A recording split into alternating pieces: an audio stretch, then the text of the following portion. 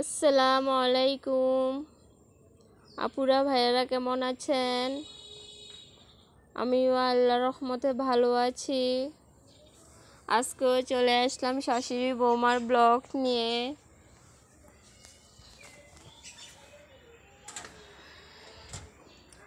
তো আমরা বেড়াতে চলে গিয়েছি আমাদের বাড়িতে,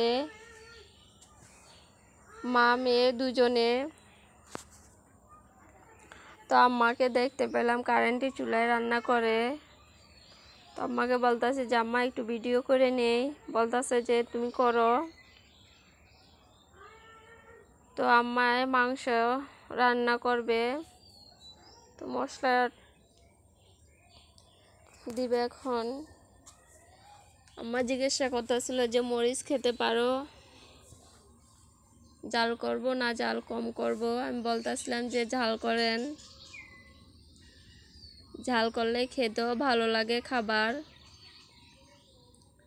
দেখেন আমার মেয়েটা কত কান্না করতেছিল, ও এই যে জিদেও ফ্লোরে শুয়ে পড়ে। এদিকে মশলাটা কষানো হয়ে গিয়েছে, আম্মা আবার টমেটো পেস্ট করে নিল। তো টমেটো দিয়ে দিল, টমেটোটা দিলে খেতে খুবই ভালো লাগে। এই যে মাংসটা দিয়ে দিল। তো মাংসটা কষানোর পর অল্প পরিমাণে ঝোল দিবে,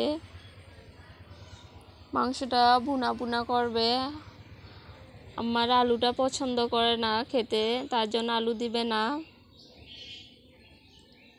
তো এই যে হয়ে আসতেছে মাংস। তো এর মাঝে একটু কথা বলে নেই। আপনারা সবাই জানেন আমি নতুন ব্লগ বানাই। আমার ভিডিওটি যদি ভালো লাগে অবশ্যই সাবস্ক্রাইব করবেন, ছোট্ট একটা লাইক দিয়ে ভিডিওটি কন্টিনিউ করবেন। আপনাদের ছোট্ট একটা লাইক সবার কাছে আমার ভিডিওটি পৌঁছায় দিবে। আজকের ভিডিও এ পর্যন্তই। আল্লাহ হাফেজ।